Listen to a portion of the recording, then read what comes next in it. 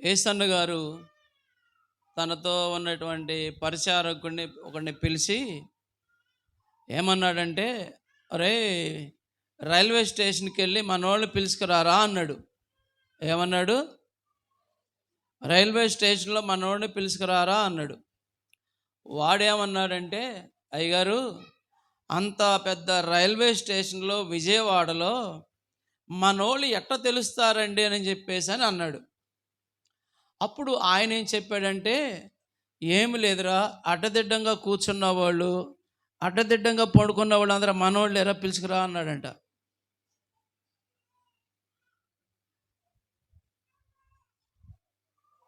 ఏమో నువ్వు కొంచెం తొందరగా తప్పుకోవాలి, నువ్వు మా వాళ్ళతో నేను కాంటాక్ట్ అవ్వాలి.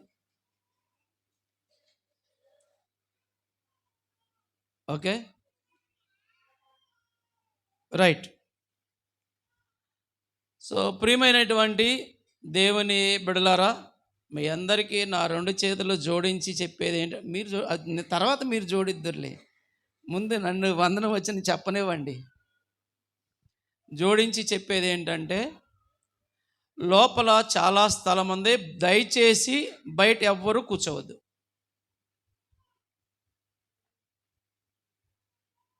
ఒకటోసారి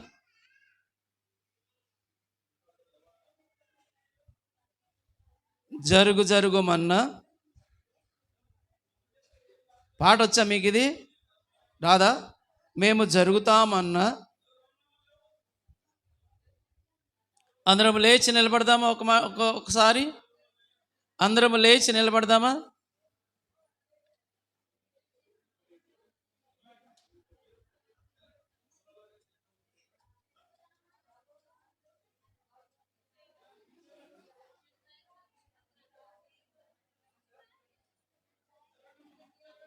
పురుషులైనటువంటి, పెద్దలైనటువంటి, తండ్రి సమానులైనటువంటి మిమ్మల్ని కూడా లోపలికి ప్రేమతో ఆహ్వానిస్తా ఉన్నా.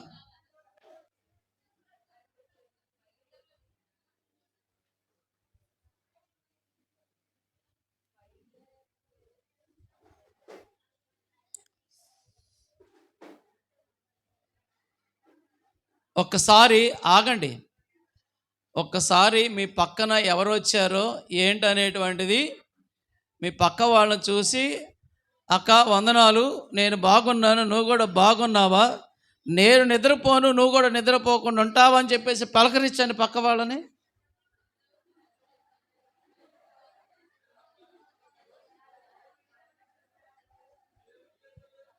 ఆపే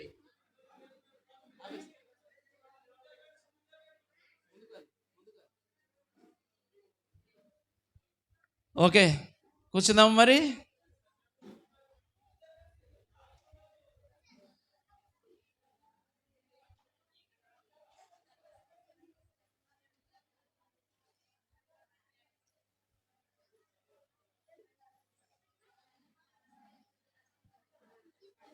ఓకే ఓకే ఓకే, ఇక ఇక ఆపుదామా?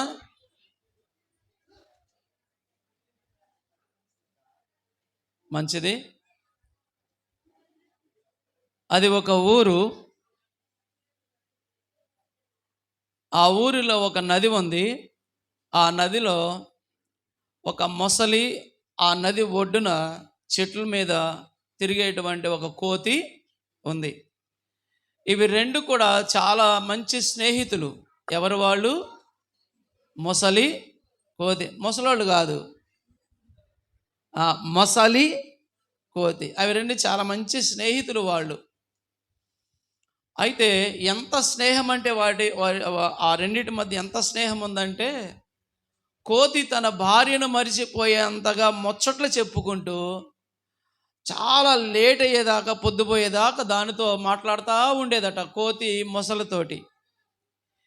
ఒకానొక దినాన ఈ యొక్క కోతి భార్యకు, మొసలి భార్యకు, కోతి భార్య కాదు, మొసలి భార్యకు డౌట్ వచ్చింది. ఏమయ్యా, ఏమి రోజు ఆలస్యంగా వస్తున్నావు నువ్వు అని చెప్పేసి అని మొసలి భర్త యొక్క భార్య మొసలిని అడిగింది. నా మాటలు అర్థమవుతున్నాయా? అడిగితే అప్పుడు ఏముందంటే, నాకు ఒక ఫ్రెండ్ ఉంది, మేమిద్దరం కలిసి పిచ్చాపాటి కబుర్లు మాట్లాడుకుంటాము, అందుకని కొంచెం ఆలస్యం అవుతుందిలే అని చెప్పేసి ఈ ముసలి తన భార్యతో చెప్పింది. ఇట్లా కొన్ని దినాలు గడుస్తున్నటువంటి పరిస్థితిలో ప్రతిరోజు అదే భజన అయిపోయింది వీళ్ళిద్దరికీ. అప్పుడు ఏం చెప్పిందంటే ముసలి, ఈరోజు ఎట్లయినా కానీ మా ఆయనతో తేల్చుకోవాలని చెప్పేసి అని అనుకుని వచ్చేసరికి చాలా వేదనగా పడుకుంది అనమాట. ఏమమ్మా ఎందుకు అట్లా పడుకున్నావు అంటే, ఏం లేదండి, నాకు కొన్నాళ్ళ నుంచి తలకాయ నొప్పిగా ఉంది, నువ్వు చెబుదామంటే నువ్వు సమయానికి రావట్లేదు. మన ఊర్లోనే పక్కన ఒక డాక్టర్ గారు ఉంటే వారిని అడిగాను, ఆయన అడిగితే ఈ తలనొప్పి పోవాలంటే ఇప్పుడు నువ్వేం చేయాలంటే కోతి గుండెకాయ తీసుకొచ్చి నాకు ఇస్తే అది నేను తింటే ఆ తలనొప్పి పోయిద్దంట అని అంది. అర్థమైందా? అన్న తర్వాత సరేనని చెప్పేసాను. ఓహో అలాగా అని, ఎటు మీ ఫ్రెండ్ ఉన్నాడు కదా, నీ కొరకు ప్రాణం పెట్టేటువంటి స్నేహితుడు కదా, అందుకే మీరు పిచ్చాపాటిగా రోజు మాట్లాడుకుంటున్నారు కదా, సరే తీసుకురా అని చెప్పేసి అంటే సరేలే అని చెప్పేసి అని రేపు పొద్దున వెళ్ళి ఇది బాధగా కూర్చుంది. ఏది? మొగ మొసలి.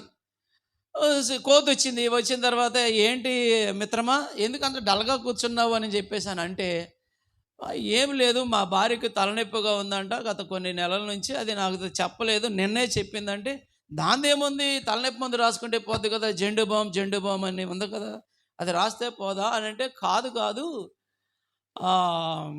అని చెప్పేసానంటే, సరేలేనని చెప్పేసి ఇవి అన్నీ కూడా మాట్లాడుకుంటా సరే మనం ఇక్కడ కూర్చోవడం ఎందుకులే, రా ప్రయాణం చేసి వెళ్దాము అని చెప్పేసి అన్నాక, ఇప్పుడు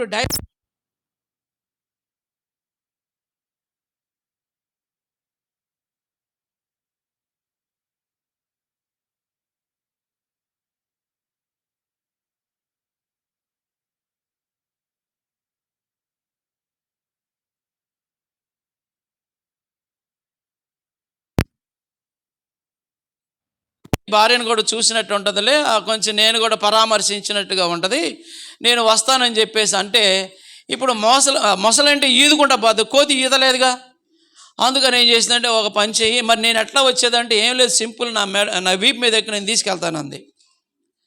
సరే వీపు మీద ఎక్కిన తర్వాత సగం దూరం దాకా పోయిన తర్వాత ఈ మొసలికి మనసు ఏమైందంటే కనుక ఏమంటారు దాన్ని, కలవరపడుతుంది. అయ్యో నా ఫ్రెండ్ని నా భార్య తినేసిద్ది కదా, మా మధ్య ఉన్నటువంటి స్నేహం ఇట్లా అయిపోతుంది కదా అని చాలా మదన పడుతుంది అనమాట. ఇక అలా మదన పడుతూ ఇక ఉండలేక ఏం చేసిందంటే, ఓ మిత్రమా విషయము ఏంటంటే నేను చెప్పలేకుండా ఉండలేకపోతున్నాను, ఏంటంటే నా భార్యకు ఆ తలనొప్పి అంట, నీ గుండెకాయ తీసేసి ఇస్తే ఆమె తింటే తగ్గిపోద్దంట, అందుకనే మా భార్య నిన్ను తీసుకురమ్మంది, నేను అందుకే నిన్ను తీసుకెళ్తున్నాను అని చెప్పేసి అందట.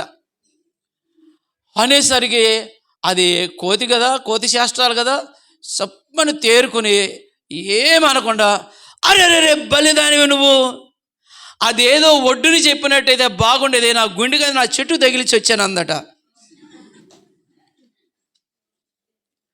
అవునా అని చెప్పేసనే అది కూడా గుడ్డిగా నమ్మి సరేలే పదా అని చెప్పేసి ఒడ్డుకి తీసుకెళ్ళిందట. ఒడ్డుకి తీసుకెళ్ళిన తర్వాత ఒక్క దూకి చెట్టుకి ఎక్కేసింది. పిచ్చదానా, నేను నా గుండెగా తీసి ఆడ తగిలిచ్చేస్తే నేను బతుకుతానా, నువ్వు ఎంత నమ్మక ద్రోహివి, కాబట్టి నీకు నాకు చెల్లు దాన్ని బడి ఎల్లు అని చెప్పిందంట. ఈ కథ ఎందుకు వచ్చిందంటే, కొంతమంది కోతి గుండెకాయ కలిగిన వాళ్ళు ఇక్కడ ఉంటారు, కూర్చోవడం అయితే ఇక్కడ కూర్చుంటారు, కానీ వాళ్ళు గుండెకాయ అంతా ఎక్కడ ఉందంటే కనుక ఏడుంది, ఇంటి దగ్గర తాళం వేసేమో లేదు, ఆయన వచ్చాడో లేదో, పిల్లలు వచ్చారో లేదో, తిన్నారో లేదో, అసలు మా ఆయనకి సట్ అంటే కొండ అంటే భోజనం పాత్ర అంటే అసలు తెలీదు, ఇప్పుడు నేను వెళ్ళి పెడితే కానీ ఆయన తినడు అని చెప్పేసి ఇక్కడ కూర్చుంటారే కానీ మనసంతా ఎక్కడ ఉంటుంది. అందుకని అలాంటి కోతి గుండెకాయ లేనటువంటి వాళ్ళు ఇక్కడ కూర్చున్నారని నేను అనుకుంటున్నా. నమ్మొచ్చు అంటారా? నిజమేనా? మాట రావట్లేదు కదా, అంటే కోతి గుండెకాయ ఆడ ఉందన్నమాట, మీ మనసంతా ఆడ ఉందన్నమాట. రెండు పనులు చేయాలి మనము. ఒకటి, దేవుని వాక్యము మన మైండ్లోకి ఎక్కాలంటే కనుక ఇంటి దగ్గర తాళం వేసి వచ్చాము. రెండవది ఏంటంటే కనుక హృదయం అనేటువంటి తాళం ఓపెన్ చేయాలి. కానీ సిచ్యువేషన్ ఏంటంటే ఇక్కడ తాళం వేస్తాము, అక్కడ ఓపెన్ చేసి ఉంటుంది అన్నమాట. ఎట్లాగా? ఇక్కడేమో తాళం వేసుకుంటాము, అక్కడేమో ఓపెన్ చేసి ఉంటుంది అనమాట. అందుకని ఎన్ని వాక్యాలు చెప్పినా, ఎంత ఆత్మీయమైనటువంటి సత్యాలు బోధిస్తున్నప్పటికీ కూడా మనసంతా ఇంటి దగ్గరే ఉండిపోద్ది అనమాట. అందుకని మీ మనసంతా కూడా ఏం చేయాలంటే కనుక దేవుని మీదనే కేంద్రీకరించాలంటే కనుక ఆ ఇంటికి తాళం పడిపోయి ఈ హృదయం అనేటువంటి తలుపుకు ఏం చేయాలి? తాళము తెరిచి కూర్చోవాలి. అందుకనే యేసుక్రీస్తు వారు అన్నాడు, నీ హృదయం అనేటువంటి తలుపు దగ్గర నుంచుని తడుతున్నానయ్యా, నువ్వు కనుక తలుపు తీస్తే నేను లోపలికి వస్తాను అని చెప్పేసి అన్నాడు. అంటే హృదయం అనేటువంటి తలుపుకి తాళం బయట ఉందా, లోపల ఉందా? నీ తలుపుది నేను వస్తానంటే ఇప్పుడు గడి ఎక్కడ ఉంది? బయట ఉందా, లోపల ఉందా? కదా. అంటే లోపల గడిపెట్టి కూర్చున్నావు, యేసయ్య నీ తలుపు తడుతూ ఉన్నాడు. అందుకని యేసుక్రీస్తు వారు ఏమన్నాడంటే, నీ హృదయం అనేటువంటి తలుపు తీయ్యా, అంటే లోపల గడి పెట్టుకున్నావు, ఆ గడి కనుక ఓపెన్ చేస్తే ఇప్పుడు నేనేం చేస్తాను? నీ లోపలికి వస్తా. చాలామంది ఏం చేస్తారంటే కనుక అక్కడ గడేసి తాళం వేసి నట్లుగానే అక్కడ వేస్తారు, కానీ ఇక్కడికి వచ్చేసరికి మాత్రము లోపల గడి పెట్టుకుని గొమ్మనంగా కూర్చుంటారు. విన్నట్టుగానే ఉంటారు, చూసినట్టుగానే ఉంటారు. అసలు ఏం చెప్పారయ్యా పాస్టర్ గారు అంటే, బాగా చెప్పారండి, అసలు ఎంత కమ్మగా చెప్పారని అంటారు. ఒక బుర్రకథకు ఇద్దరు వ్యక్తులు వెళ్ళారు. ఒక వ్యక్తిని ఆహ్వానించాడు బుర్రకథకి. ఆహ్వానిస్తే వాడు ఏం చేశాడు, నేను రానులేరా, నాకు నిద్ర ఎక్కువరా, నువ్వు బోరా అని చెప్పేశాను అన్నాడు. అన్న తర్వాత వాడిపోయి ఏం చేశాడంటే ఆ బుర్రకథకి అక్కడ కూర్చున్నాడు. కూర్చునేసరికి వాడు విని వచ్చి, అరే చాలా బాగా అద్భుతంగా చెప్పాడు రా కథకుడు అన్నాడు. నువ్వు రాకపోతేవురా, నువ్వు వచ్చినట్టుదే భలే ఉండేదని చెప్పేసాను అన్నాడు. అన్న తర్వాత అవునా, వీడు కూడా బాగా నిద్రపోతూ, అందుకని వీడు నిద్రపోకుండా ఉండటానికి వరకై శనగపప్పు, శనగపప్పు, వేయించిన శనగపప్పు అంటారు కదా, అంతేనా అనేది ఇక్కడ ఈ చట్నీలకు వాడతారు కదా, వేయించిన శనగపప్పేనా? పల్లీలు అంటే మళ్ళీ అది వేరు. పచ్చెనగపప్పు వేయించినటువంటి వండుతారు కదా, శనక్కాయలు వేరమ్మా, శనక్కాయలు పచ్చెనగపప్పు అంటారు, అవి పుట్నాల పప్పు అని అంటారు. అది వాడు ఏం చేశాడు, నిద్రపోకుండా ఉండటానికి వరకు గుప్పుడు తీసుకుని వెళ్ళాడు. తీసుకుని వెళ్ళి అట్లానే ఆ పిల్లోడు ఆనుకున్నాడు. ఆనుకుని ఈయన కథ చెబుతున్నాడు, ఈయన కథ మొదలుపెట్టాడు, ఆయన తినటం మొదలుపెట్టాడు. మొదలుపెట్టిన తర్వాత తిని బాగా నిద్ర వచ్చావని చెప్పేసి నోరు తెరుచుకుని నిద్రపోయాడు. ఆ తర్వాత ఏం చేసిందంటే, కుక్కలు ఆ కార్నర్లోనే ట్రై చేస్తూ ఉంటాయి. కుక్కలు అవి పాస్ పోసుకోవాలంటే ఖచ్చితంగా కార్నర్లు కావాలి. వాటికి నోరు పెడసగట్టుకుపోయింది, నోరు తెరిచి నిద్రపోయాడు. కుక్క చక్కగా వచ్చి ఇక్కడ ఖాళీగా ఉందని చెప్పి పోసిపోయిన తర్వాత అన్నాడు. అనేసరికి గుటకపడింది. ఇప్పుడు ఎట్లాగుంది? అది ఉప్పగా ఉంది. రాత్రి ఆడేం చెప్పాడు, ఒరే భలే కమ్మగా ఉందిరా అన్నాడు. నువ్వు రాకపోతేరా భలే కమ్మగా చెప్పాడు రా అన్నాడు. ఇప్పుడు ఇంటికి వెళ్ళిన తర్వాత ఆడితో తగాదు పెట్టుకున్నాడు. ఏమని? ఎరా రాత్రి నువ్వు కమ్మగుందని చెప్పావరా, ఎక్కడా కమ్మగుంది, ఉప్పగా ఉంటేను కదా. కాబట్టి ఇలాగా ఏం చెప్పారమ్మా వాక్యం అంటే, చాలా కమ్మగా చెప్పాడండి, చాలా బాగా చెప్పాడండి. ఏం చెప్పారు? అదేనండి, బాగా కమ్మగా చెప్పారు. అదే ఏంటి? అదే ఏంది అది? రాత్రి ఉదయకాలం ఏం చెప్పుకున్నామంటారు? ఇంతకీ ఎక్కడికి వెళ్ళి మీ దగ్గరికే వస్తా నేను. ఉదయకాలం ఏం చెప్పారంటారు? చెప్పింది నిజము, మేము విన్నాం అనుకున్నది నీ భ్రమ కదా. చెప్పింది నిజమే, విన్నది కూడా సరే. ఇక ఉదయకాలం ఎట్ట, మధ్యాహ్న కాలం అయిపోయింది కదా. చూద్దాం మరి ఇప్పుడు మీలో ఎవరు ఉండకూడదన్న ఆశ అంటే ఇద్దరు ఉండకూడదు. ఎవరెవరు చెప్పింది నిజం, కోతి గుండెకాయ కలిగిన వాళ్ళు ఉండకూడదు,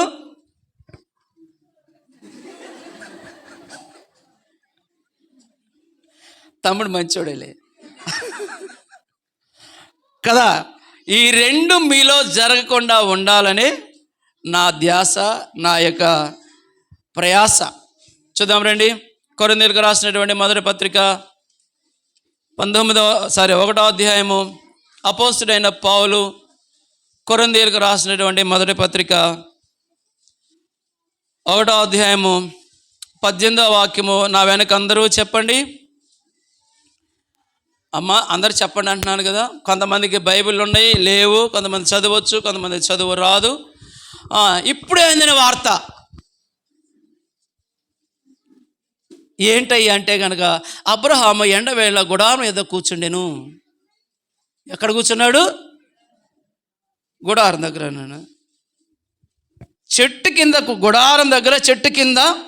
ఎప్పుడు? ఎండవేళప్పుడు. కాబట్టి ఎండవేళలో ఏసీ ఉంటుంది అంటారా? ఉండదు కదా. కాబట్టి మీ విసునుగర్రలు ఎప్పుడైతే ఆగిపోతాయో అప్పుడు చెమట ఆగిపోవును గాక. ఆగిపోతుంది. అదే ఇప్పుడే అందిన వార్త.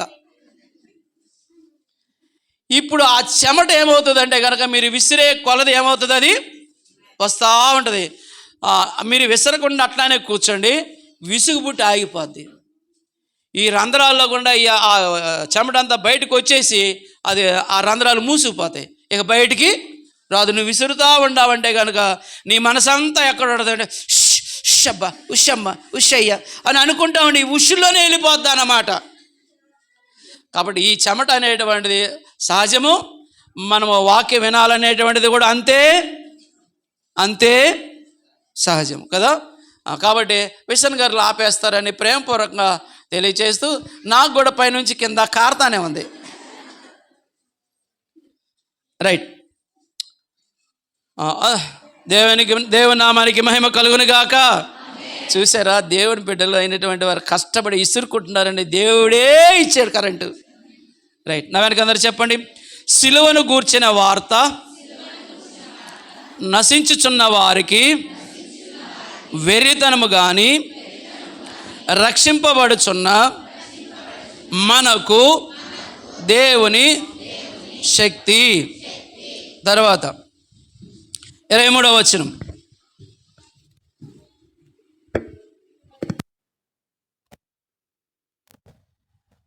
23వ వచనం. అయితే మేము సిలువ వేయబడిన క్రీస్తును ప్రకటించుచున్నాము. మరి చూడండి, ఫిలిప్పీలకు రాసినటువంటి పత్రిక 3వ అధ్యాయము. ఫిలిప్పీలకు రాసినటువంటి పత్రిక 3వ అధ్యాయము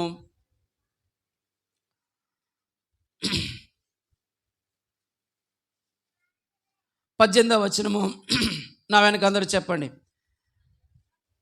అనేకులు క్రీస్తు సిలువకు శత్రువులుగా నడుచుకొనుచున్నారు. దేవుని సహాయం కొరకే ప్రార్థన చేసుకుందాము.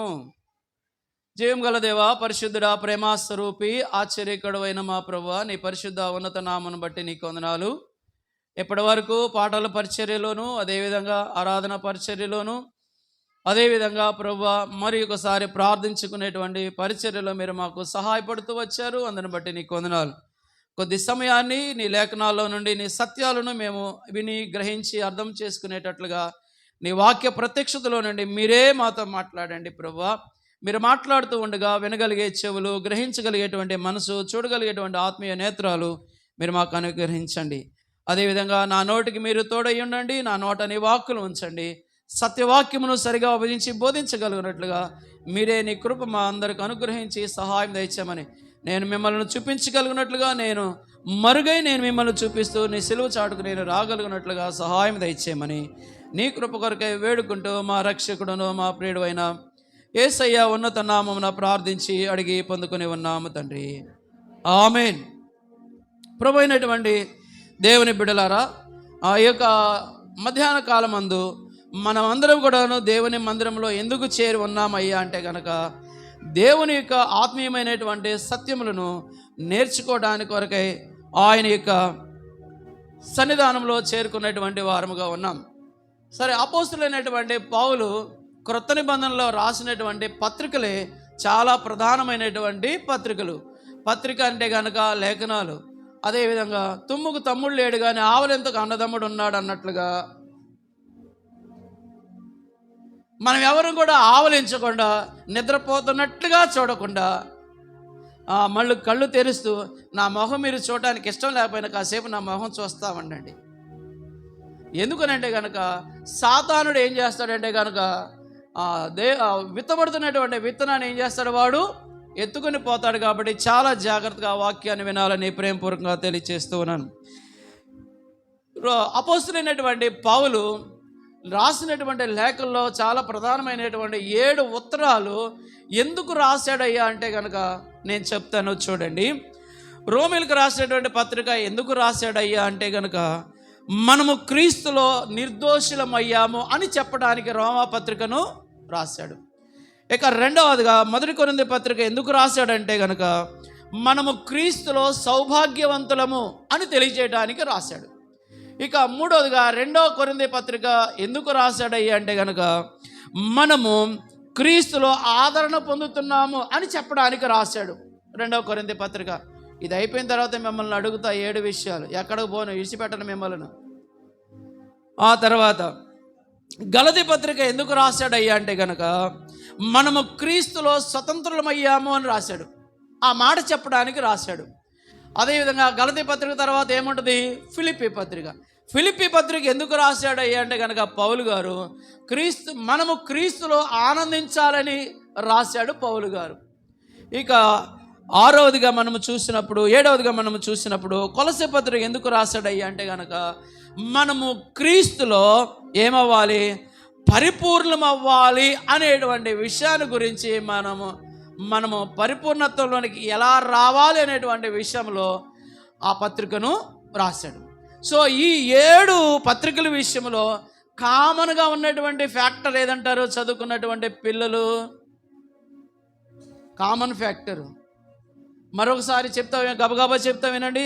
మనము క్రీస్తులో నిర్దోషులము, మనము క్రీస్తులో సౌభాగ్యవంతులము, మనము క్రీస్తులో ఆదరణ పొందుతున్నటువంటి వారము, మనము క్రీస్తులో స్వతంత్రులము, మనము క్రీస్తులో ఆనందించవలసినటువంటి వారము, మనము క్రీస్తునందు లేదంటే క్రీస్తులో పరిపూర్ణం అవ్వవలసినటువంటి వారము. What is the common factor all these? క్రీస్తు. అంటే ఈ 7 పత్రికల్లో ఉన్నటువంటి కామన్ ఫ్యాక్టర్ ఏంటయ్యా అంటే కనుక క్రీస్తు. ఇప్పుడు వీటిని తిరగేసి చదువుకుంటే క్రీస్తులో లేకుండా, క్రీస్తు ద్వారా కాకుండా మనము నిర్దోషులము కాలేము. Note this point. రెండవది, మనము క్రీస్తు ద్వారా కాకుండా ఆదరణ మనము పొందలేము. అదేవిధంగా మనము క్రీస్తు లేకుండా స్వతంత్రులము కాలేము.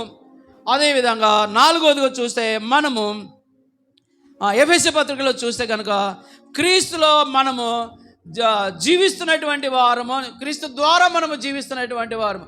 కాబట్టి క్రీస్తు లేకుండా మన జీవితం ఈ భూమి మీద కావచ్చు, పరలోకంలో కావచ్చు, జీవించడానికి అవకాశమే లేదు. అదేవిధంగా మనము క్రీస్తునందు తప్ప మరొక మార్గములో ఆనందాన్ని మనము పొందుకోలేము. లాస్ట్ అండ్ ఫైనల్గా మనము చూస్తే క్రీస్తు లేకుండా మనము పరిపూర్ణము కాలేము. కాబట్టి క్రీస్తు ద్వారా తప్ప మరొక మార్గంలో మనము పరిపూర్ణము కావడానికి అవకాశమే లేదు. అందుకనే క్రీస్తే ఏకైక మార్గము, క్రీస్తే సత్యము, క్రీస్తే జీవము, క్రీస్తే సర్వస్వము, సకలమై ఉన్నటువంటి దేవదేవుడై ఉన్నాడు. అయితే చెప్పొచ్చేటువంటి మాట ఏంటంటే కనుక ప్రియులరా, క్రీస్తు ద్వారా మనం పరిపూర్ణత్వంలోనికి రావాల్సినటువంటి వారమై ఉన్నామని ఎరిగి ఉండి అప్పుడప్పుడు కొంచెం నాకు వందే భారత్ ఎక్స్ప్రెస్ లాగా ఉంటుంది నా వాక్కు. ఎలా ఉంటుందంటే వందే భారత్ తెలుసు కదా, చాలా స్పీడ్గా వెళ్ళిపోతూ ఉంటుంది. మీరు కూడా అంతే స్పీడ్గా నిద్రపోవాల్సినటువంటిదిగా మనవి అన్నమాట. కాబట్టి మీరెవరు కూడా నిద్రపోరని చెప్పేసి రాత్రి ఉదయకాలమే చెప్పాను కదా, మీ పేర్లు నాకు తెలియవు, మీ చీరలు తెలుసు. కాబట్టి చీరలు బట్టి మీకు కాలింగ్ అనేటువంటిది, పిలుపు అనేటువంటిది వస్తుంది. ఓ అక్క, ఓ ఎర్ర చీరక్క, ఓ నల్ల చీరక్క, ఓ పసుపు చీరక్క, ఓ బులుగు చీరక్క జాగ్రత్త అని చెప్పేసి వస్తుంది. ప్రశ్న పడుతుందంటే దాని అర్థం ఏంటంటే మనం డాష్లో ఉన్నామని అర్థం అనమాట. ఆ డాష్ని మీరే పూర్తి చేసుకోండి. రైట్. సో మనము యేసుక్రీస్తు వారి ద్వారా తప్ప మరొక మార్గంలో మనము జీవించలేము. మరొక మార్గంలో సంపూర్ణమైనటువంటి అవటం అనేటువంటిది అసంభవమైనటువంటి కార్యము. అయితే విచిత్రము విడ్డూరం ఏంటంటే కనుక ఈ చదవబడినటువంటి ఎన్ని చదువుకున్నాము మనము?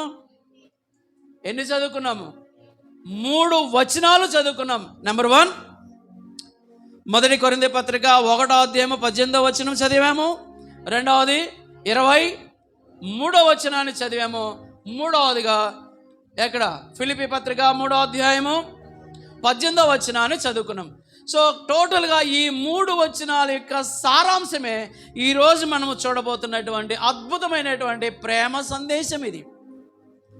సో ఈ యొక్క వర్తమానం అయిపోయిన తర్వాత ఇప్పుడు చూడండి, మొదటి కొరింథీ పత్రిక 1వ అధ్యాయము, మొదటి కొరింథీ పత్రిక 1వ అధ్యాయానికి రండి. 18వ వచనాన్ని చదువుతాను చూడండి. సిలువను గూర్చినటువంటి వార్త తర్వాత ఏముందంటారు? సిలువను గూర్చినటువంటి వార్త తర్వాత ఏముందంటారు? బైబిల్ చదివేటువంటి వాళ్ళు, చదువుకునేటువంటి వాళ్ళు త్వరగా చెప్పాలి.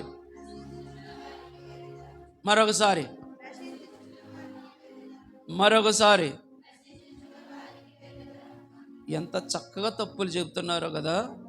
అక్కడ కామా ఉంది, ఉందా లేదా?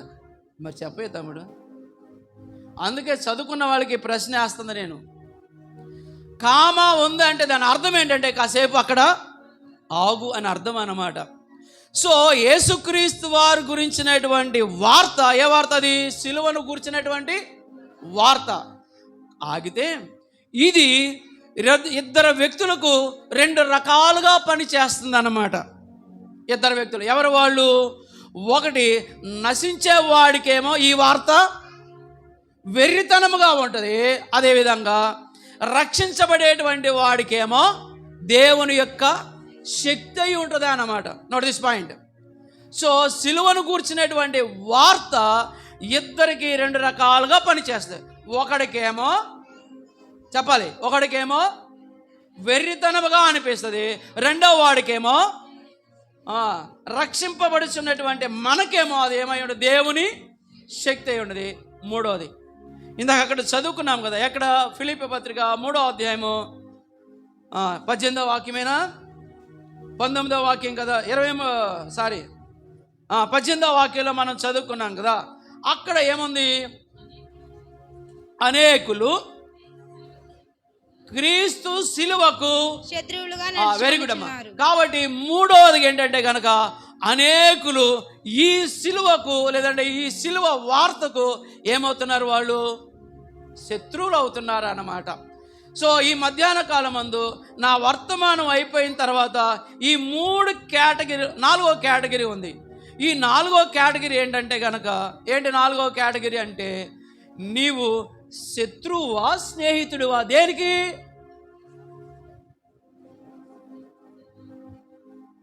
సిలువను కూర్చున్నటువంటి వార్తకు, లేదంటే సిలువను కూర్చి, లేదంటే యేసుక్రీస్తు వారి గురించి, మరి ముఖ్యంగా ఈ సిలువ యాగాన్ని గురించినటువంటి విషయంలో నీవు స్నేహితుడువా శత్రువా? ఈ 4 ప్రశ్నలు మీకు సంధించబడతాయి. అందుకనే వర్తమానాన్ని చాలా చాలా జాగ్రత్తగా వినాలి. నేను ముందుగా చెప్పినంత ఆశయంగా, ముందు చెప్పినటువంటి అంత నౌకిలుగా ఈ వాక్యం అనేటువంటిది ఉండదు. ఈ వాక్యం మీ గుండెల్లో దిగబడుతుంది అన్నమాట. మంచిదా చెడ్డదా? మంచిదే. ఎప్పుడైతే కనుక ఈ వాక్యము గుండెల్లో గుచ్చుకుపోతుందో, అపోస్తుల కార్యములు 2వ అధ్యాయము 38వ వచనం చదువుకుందాం. అపోస్తుల కార్యములు 2వ అధ్యాయము 38వ వచనము. 37 చదువుకుందాం ముందు. వారు ఈ మాట విని హృదయములో నొచ్చుకుని, నోట్ దిస్ పాయింట్, నొచ్చుకుని అనేటువంటి మాట ఒకటేసి ఫుట్ నోట్లు ఏముంది చూడండి, అక్కడ ఉందంటారు. ఫుట్ నోట్ అంటే కింద పొడవబడి. దేనితో పొడవబడ్డారు వాళ్ళు? వాక్యము చేత వాళ్ళు ఏమైంది, వాళ్ళు పొడవబడుతూ వచ్చారు. అంటే వారి హృదయంలోనికి ఈ వాక్యం ఏమైపోయింది, వెళ్ళి గుచ్చుకుపోయింది అనమాట. ఎప్పుడైతే కనుక వాక్యము వారి హృదయాల్లోనికి గుచ్చుకుపోయిందో అప్పుడు హృదయములో ఉన్నదంతా కూడా ఏమైపోయింది, కారిపోయింది అనమాట. ఏముందో వారి హృదయంలో. మార్కు సువార్త 7వ అధ్యాయం 21వ వచనం. మార్కు సువార్త 7వ అధ్యాయం 21వ వచనం. మార్కు సువార్త 7వ అధ్యాయం 21వ వచనం. లోపల నుండి అనగా మనుషుల హృదయములో నుండి దురాలోచనలు, జారత్వములు, దొంగతనములు, నరహత్యలను, వ్యభిచారములు, లోభములు, చెడుతనము, కృత్రిమము, కామ వికారమును, మత్సరము, దేవదూషణ, అహంభావము, అవివేకం. ఎన్నొచ్చాయి? చదవమన్నారు కానీ లెక్క పెట్టమన్నారు మమ్మల్ని కదా. 13 ఉన్నాయి. ఇవన్నీ ఎక్కడ ఉన్నాయి అంటే కనుక హృదయముల్లో ఉన్నాయి. కాబట్టి ఈ హృదయములో ఇన్ని ఉన్నాయి కాబట్టి ఏమైపోయాడు, ఆ మానవుడు పాపి అయిపోయాడు. ఈ హృదయంలో ఉన్నటువంటి వాటిని బట్టే మానవుడు ఏం చేస్తా ఉన్నాడు, నడుచుకుంటున్నాడు. తద్వారా వాడు ఏమైపోయాడంటే కనుక పాపిగా మార్చబడినటువంటి వాడు. సో మనందరం కూడా పల్లెటూరు నుంచి వచ్చినటువంటి వారమేగా. మనకి పాలల్లో ఎన్ని రకాలైనటువంటి పదార్థాలు ఉన్నాయంటారు? ఉన్నారా ఇక్కడే? కరెంట్ ఉందా, పోయిందా? ఉందా? పాలల్లో ఎన్ని పదార్థాలు ఉన్నాయంటారు? చెంప కింద చేపెట్టుకున్నాడు చెప్పండి.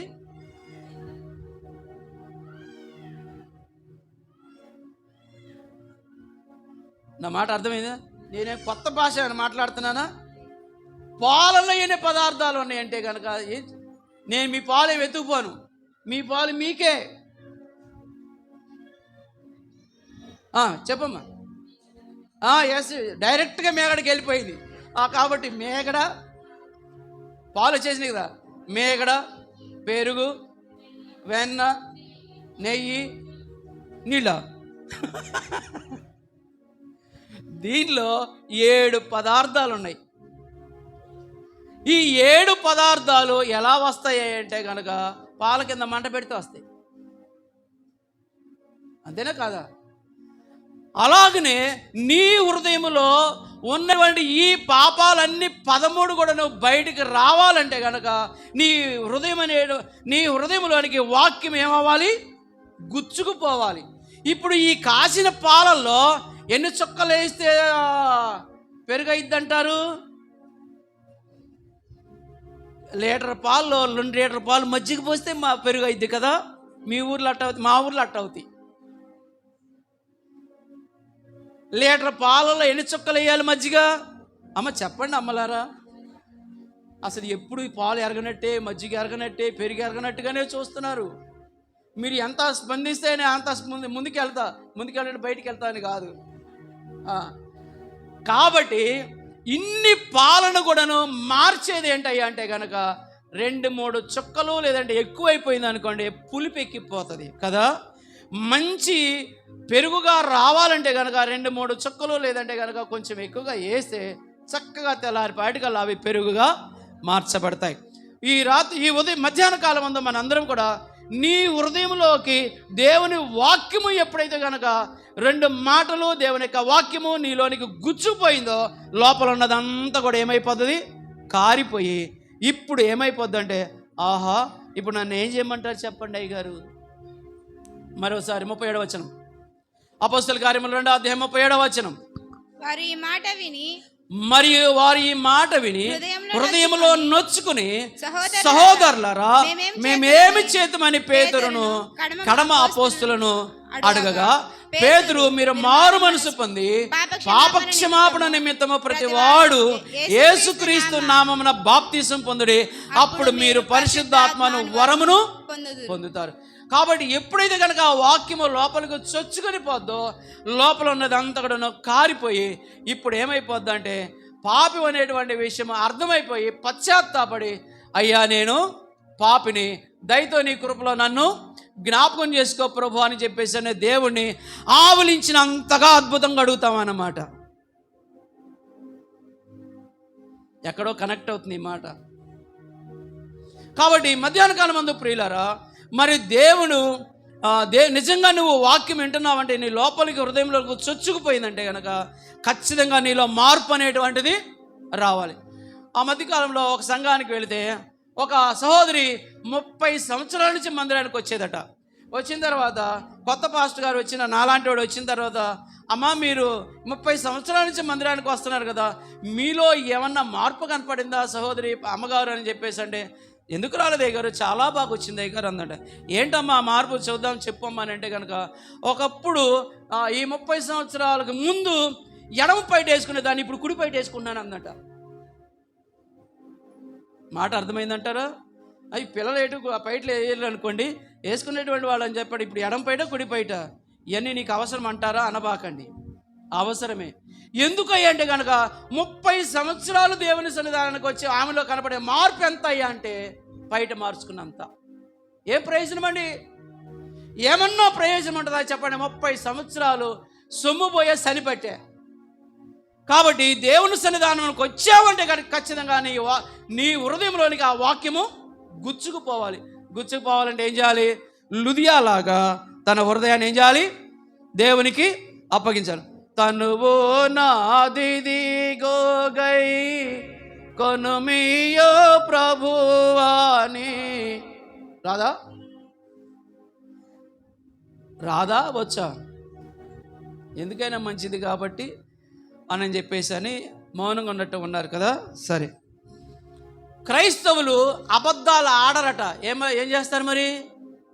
అబద్ధాలు పాడతారంట. అందుకని మౌనం కూర్చున్నారు మీరు. అబద్ధాలు ఇది న్యాశాత పాడిద్దామని కదా, మంచివాళ్ళు మీరు. సరే, ఈ మధ్యాహ్న కాలం ముందు మనందరూ కూడా జ్ఞాపకం చేసుకోవాల్సింది ఏంటంటే, వాక్యము అయిపోయిన తర్వాత ఈ 4 ప్రశ్నల్లో ఏదో ప్రశ్నకు నువ్వు జవాబిచ్చి తీరాలి. అప్పటిదాకా నిన్ను వదిలేదేలే. మొదటి ప్రశ్న ఏంటి? మొదటి ప్రశ్న, నువ్వు వెర్రోడివా? రెండవది, నువ్వు దేవుని శక్తిని పొందుకున్నటువంటి బిడ్డవా? అదేవిధంగా మూడవది, నువ్వు సిలువకు శత్రువా? నాలుగవది, నువ్వు సిలువకు స్నేహితుడివా? ఎవరివు నీవు అనేటువంటిది ఈ మధ్యాహ్న కాలమందు మనందరం కూడా జ్ఞాపకం చేసుకోవాల్సినటువంటి అవసరత ఎంతైనా ఉంది.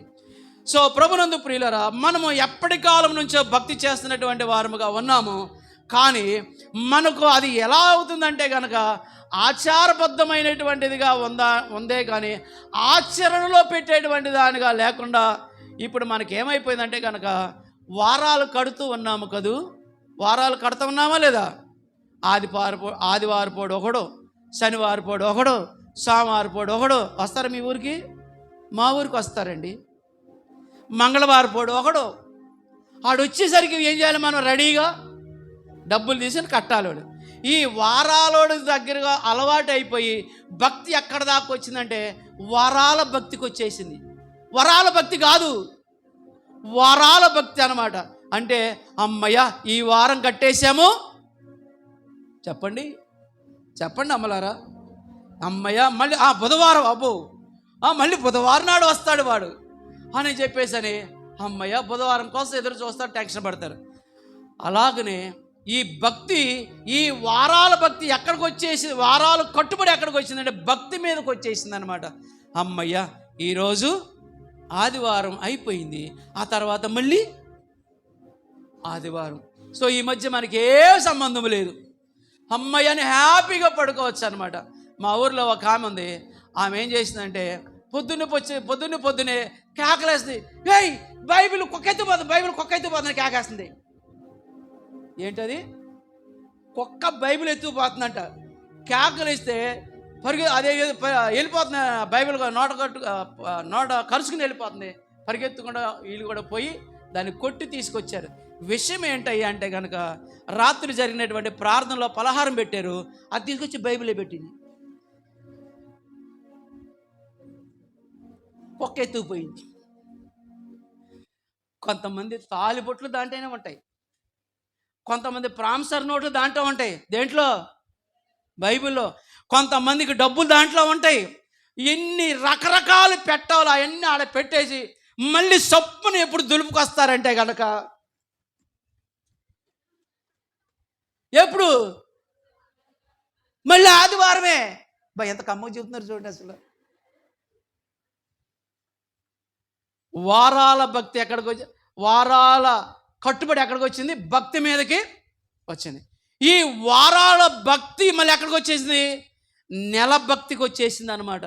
సో నెలలో చేసుకుంటాము, అమ్మయ్య ఈ నెల అయిపోయిందండి, ఇక ఇవాళ భోజనాలు పెట్టుకున్నాము, ఈ అమ్మయ్య ఈ నెల అయిపోయింది, ఇక మళ్ళీ చెప్పండి నమ్మలారా, మళ్ళీ నెలకు అనమాట. ఈ భక్తి ఎక్కడికి వచ్చేసింది? వారాల కల్లా పోయి నెలకు వచ్చేది. అమ్మయ్య అనుకున్నా. ఈ నెల భక్తిలో పోయి సంవత్సరం భక్తిగా మారిపోయింది. ఏ సంవత్సరం భక్తి? క్రిస్మస్. ఆ తర్వాత ఏ మాసాలు వస్తాయి? ఇక జనవరి. ఆ తర్వాత ఏమి చేయనట్టుగానే చెప్తున్నారు అసలు. బ్యాడ్ ఫ్రైడే, దుఃఖ దినాలు కదా వచ్చేస్తాయి. మళ్ళీ మళ్ళీ ఎప్పుడు వస్తాయి అంటే కనుక అవి చెప్పండి, మళ్ళీ సంవత్సరానికి అనమాట. అంటే భక్తి ఎక్కడ దాకా వచ్చిందయ్యా అంటే కనుక పేకల దాకా వచ్చింది అనమాట. భక్తి ఎక్కువై బస్తాలు కట్టి పైన వేసారనమాట. మళ్ళీ ఎప్పుడు తీస్తారు వాటిని? సంవత్సరం తర్వాత తీస్తామన్నమాట. అందుకనే వీళ్ళు ఎవరయ్యా అంటే కనుక వీళ్ళు సిలువకు శత్రువులైనటువంటి వారు. కాబట్టి ఈ శ్రమల దినాలు అనేటువంటి ఒక 40 రోజులుగా పరిమితం చేసి అమ్మయ్య ఈ 40 రోజులు అయిపోయింది, ఇక మనం హ్యాపీగా మనము ఉండొచ్చు. నా ప్రాణమా, నా ప్రాణమా, నా ప్రాణమా, తినుము తాగుము సుఖించు కదా. ఎప్పుడు? నెల భక్తి అయిపోయింది, నెల భక్తి కాదు సంవత్సర భక్తి అయిపోయిన తర్వాత, లేదంటే ఈ 40 రోజులు భక్తి అయిపోయిన తర్వాత హ్యాపీగా నా ప్రాణమా తినుము తాగు సుఖించి ఏం పర్లేదు. మళ్ళీ ఎప్పటికి వచ్చింది అది? మళ్ళీ సంవత్సరానికి వచ్చింది, ఏం పర్వాలా. ప్రభునందు ప్రియులరా, ఇలాంటి సంవత్సరాలు భక్తి చేసేటువంటి వాళ్ళు ఎవరయ్య అంటే కనుక ఎవరు వాళ్ళు? సిలువకు శత్రువులైనటువంటి వారు. సో మనము ఎవరు అవ్వాలయ్య అంటే కనుక వారానికో లేదంటే నెలకో సంవత్సరానికో ఆ సిలువను జ్ఞాపకం చేసుకునేటువంటి వారము కాదండి. మనము ఎవరు మనము అంటే కనుక చూద్దాం. చూడండి లూకాసు వార్త 9వ అధ్యాయము, లూకాసు వార్త 9వ అధ్యాయము, లూకాసు వార్త 9:23 వచనం. మరియు ఆయన అందరితో ఇట్లా, నేను ఎవడైనను నన్ను వెంబడింప గోరిన ఎడల తన్ను తాను ఉపేక్షించుకొని ప్రతి సంవత్సరము తన సిలువను ఎత్తుకొని నన్ను వెంబడింపవలెను. అలాగనే ఉందంటారు మీ బైబిల్? నా బైబిల్ అలాగనే ప్రతి సంవత్సరం సిలువను ఎత్తుకోమని ఉంది. మీ బైబిల్ ఎలా ఉందంటారు? ప్రతిదినం ఉందా మీ బైబిల్లో? చాలా అద్భుతం కదా. మరి ప్రతి దినము కూడా ఏం చేయాలి? సిలువను ఏం చేయాలి? ఎత్తుకోవాలి. 40 దినాలు సిలువను ఎత్తుకుంటే సరిపోద్ది అంటారా? నా మాటలు అర్థమవుతున్నాయి అంటారా? 40 దినాలు సరిపోద్ది అంటారా? సో వీళ్ళు ఏం చేస్తున్నారయ్య అంటే కనుక ఒక దినాలకి కొన్ని వారాలకి కొన్ని వాటికి పరిమితం చేసేసి ఆడ కట్టి పారేసి మళ్ళీ ఇప్పుడు నేను ఎప్పుడు వచ్చి ఓపెన్ చేస్తాను? నేను నెల తర్వాత. మళ్ళీ ఎప్పుడు వస్తాను? వారం తర్వాత. మళ్ళీ ఎప్పుడు వస్తాను? సంవత్సరం తర్వాత వస్తా. వీళ్ళందరూ ఎవరయ్య అంటే కనుక సిలువకు శత్రువులైనటువంటి వారు. కింద చదువుదాం. తన ప్రాణము రక్షించగోరువాడు దాన్ని పోగొట్టుకొను, నా నిమిత్తమే తన ప్రాణమును పోగొట్టుకొనువాడు దానిని రక్షించుకొనును. ఒకడు లోకమంతయు సంపాదించుకొని తన ప్రాణమును పోగొట్టండి, వాడికి ఏమి నష్టమా ప్రయోజనమా? కదండి. కాబట్టి ఈ మధ్యాహ్న కాలం ముందు మనందరం కూడా జ్ఞాపకం చేసుకుని నష్టపరుచుకుని వానికి ఏమి ప్రయోజనము?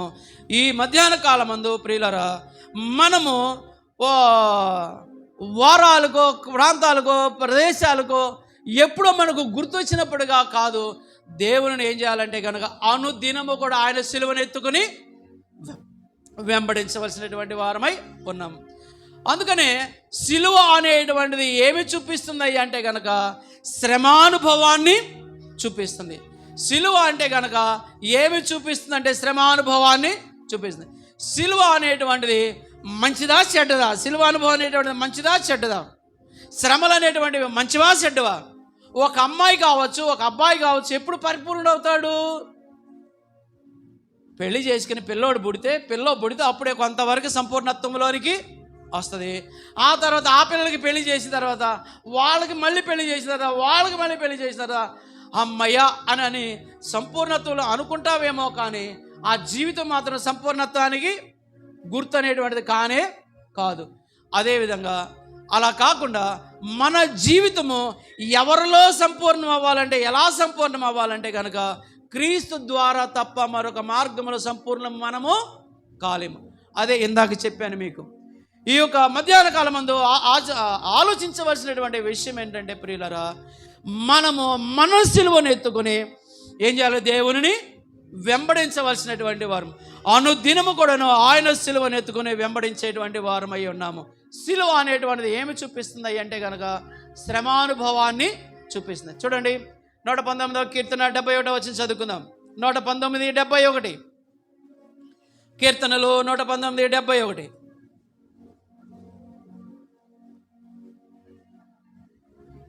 అమ్మా, నేను నీ కట్టడలను నేర్చుకున్నట్లు శ్రమ నొంది యునుట నాకు మేలాయను. ఇప్పుడు దావీదు ఏం చెప్తున్నాడంటే, నీ కట్టడలు నేను నేర్చుకోవాలంటే ఖచ్చితంగా నాకేం కావాలి? శ్రమ నాకు కావాలి. మరి 67వ వచనం చదువు. శ్రమ కలుగక మునుపు నేను త్రోవ విడిచితిని, ఇప్పుడు నీ వాక్యమును అనుసరించి నడుచుకొనుచున్నాను. కాబట్టి శ్రమానుభవం ఎక్కడ తీసుకొస్తుంది? దేవుని మార్గంలో ఉండేటట్లు తీసుకొస్తుంది. శ్రమానుభవానికి వ్యతిరేకం ఏంటి? సుఖానుభవం. కాబట్టి సుఖానుభవం దేవుని నుండి ఏం చేస్తుంది? దూరము చేస్తుంది. దేవునికి దూరం అయిపోయినటువంటి వాడు ఏమవుతాడు? నరకానికి పోయేటువంటి వాడు అవుతాడు. అందుకని ఈ మధ్యాహ్న కాలం మందు ప్రియులరా, మనం ఎప్పుడు కూడా మనం సంపూర్ణం అవ్వాలంటే కనుక మనం ఏం చేయాలి? ప్రతిరోజు కూడా ఆయన సిలువను ఎత్తుకోవాల్సిందే. ప్రతిరోజు కూడా ఆయనను మనము వెంబడించవలసిందే. ప్రతిరోజు కూడా ఆయన సిలువను మనము జ్ఞాపకము చేసుకునవలసిందే. ఆయన శ్రమ యేసుక్రీస్తు వారే 1 పేతురు పత్రిక 4వ అధ్యాయము 1వ వచనము చూసినట్లయితే, 1 పేతురు పత్రిక 4వ అధ్యాయము 1వ వచనము, క్రీస్తు యేసు శరీరమందు శ్రమపడిన కనుక మీరును అట్టి మనసును ఆయుధముగా ధరించుకొనుడి. కాబట్టి సాక్షాత్తు దేవదేవుడే నీ కొరకు ఆయన తన శరీరమును లేదంటే కనుక తన జీవితాన్ని శ్రమల పాలు చేసి నీకు సుఖాన్ని సౌఖ్యాన్ని మరి ముఖ్యంగా పరలోకానికి ఇవ్వడానికి ఆయన శ్రమల గుండా వెళితే మరి నువ్వు ఎలా వెళ్తావు? సుఖం గుండా వెళ్తావా? వినపడుతుందా అమలారా? వినపడుతున్నావు నా సహోదరి సహోదరుడా? యేసుక్రీస్తు వారు సిలువ ద్వారా ఏమయ్యాడు? ఆయన పరిపూర్ణంగా మనం చేయటానికి కొరకై ఆయన ఈ లోకానికి వచ్చి ఆ సిలువలో ఎవరి కొరకు ఆ పాటలు పడ్డాడంటే కనుక ఎవరి కొరకు? నీ కొరకే, నా కొరకే. అక్కడ అమలక్కలు చేరి ఏం చేస్తున్నారు వాళ్ళు? సిలువ దగ్గర అమలక్కలు చేరి ఏం చేశారు? అమలక్కలు చేరి బోరున ఏడుస్తున్నటువంటి వారు.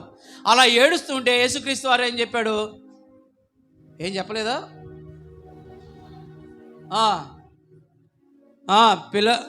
అమ్మలారా, నా కోసం ఏడవకండి, మీకోసం మీ పిల్లల కోసం ఏం చేయాలి?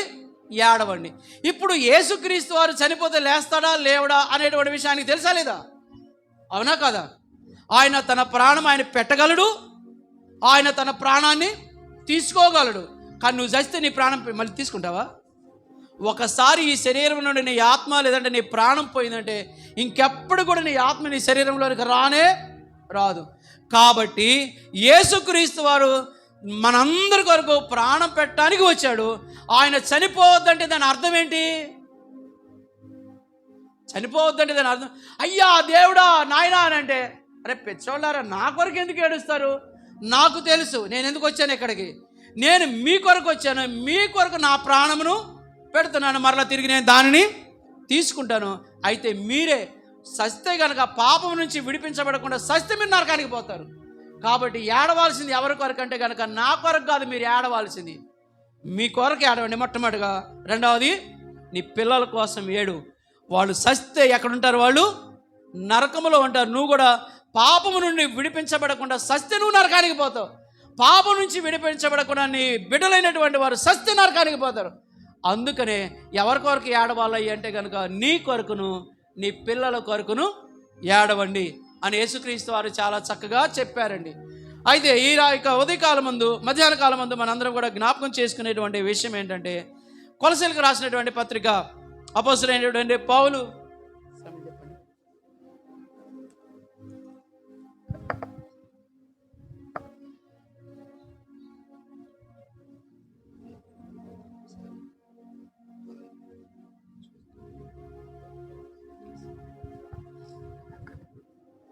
ఇప్పుడే అందిన వార్త,